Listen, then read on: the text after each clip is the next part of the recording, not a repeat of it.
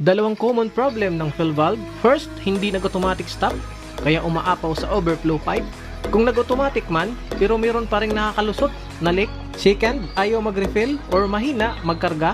Kung yan ang problema ng fill valve nyo mga kada, tsagaan nyo itong panoorin para malaman nyo kung paano natin yan solusyonan. Ito, papasok yung tubig natin mga kada. Yan, sasalain ng ating strainer. Din na papasok sa ating inlet tube. Yan, didiretso dito. Din pag nagre-refill siya mga kada, lalabas ang tubig dito. Bababa dito, din didiretso dito sa refill port. Yan, bababa siya dito. Tapos lulusot dito sa ating outlet tube. Din lalabas dito sa dulo. Yan.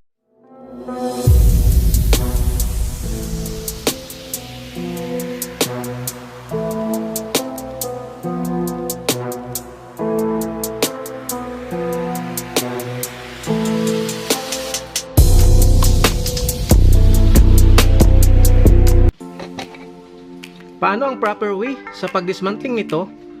Step by step, at ipapaliwanag ko rin sa inyo kung paano ito magtrabaho.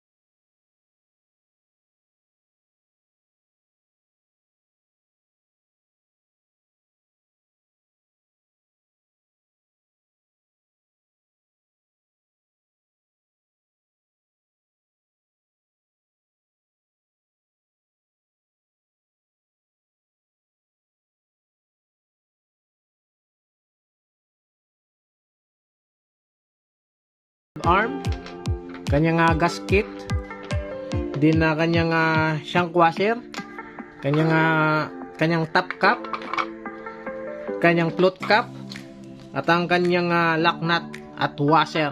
So yan po lahat ng parts ng ating fill valve mga kada. So ngayon mga kada, nabaklas na natin. So ibalik na natin pag-assemble. Unahin natin kanyang shank o outlet tube. Yan. Pasok mo lang mga kada. Hindi na tulak mo. Pag medyo naglalak mga kada, ikutin mo lang. Then tsaka mo itulak. Bababa. Yan. So next natin mga kada, ang kanyang inlet tube. So kung makita mo kanyang gap na yan mga kada. Yan. Kailangan itong nakausling maliit mga kada. Ayun yung nakatutok dito. No? Huwag itong mahaba. Itong maiksi. Yan. Pasok mo lang mga kada. Yan, ito yung maiksi. Kailangan dito nakatutok sa may kanyang gap. Tulak mo lang. Yan. So next natin mga kada, balik natin itong kanyang valve seal, saka yung kanyang control stem. Pasok mo lang dyan. Yan. Hindi na balik muna natin itong kanyang gasket dito sa cap valve. Pasok natin uli ang kanyang valve seal. Tulak mo lang. Then next yung cap. Yan. Pag na-assemble mo na to mga kada, para hindi kayo malito mga kada pag balik dito, yan, pwede nyo unahin ang float cap para may guide na kayo, no? Yan, pasok nyo muna dito mga kada. Yun sa may groove. Yan. Then may guide na kayo mga kada kung saan tututok yung kanyang arm, no? Yan. Makita mo yun mga kada, may awang. Dito may usli. So kailangan yung usli din dito mga kada, dito sa may awang. Yan. So dito yung valve arm. Then pag pinasok mo yung mga kada, pag ikot ng ganyan, nakalock na yan. So nakatutok na siya dito sa kanyang adjustment rod. So yan. Yan, diin mo lang, din ikot pakaliwa. Yan. So nakalock na siya. Nakatutok na dito sa kanyang adjustment rod. So next natin ikakabit mga kada, yung kanyang valve arm. Ito, pagpasok nito mga kada, kailangan mga kada nakapasok dito sa may yan, yung sa may butas na yan. Pwede mo na tong kamayin. Yan. Pag pumasok mga kada, pesahin mo lang pababa.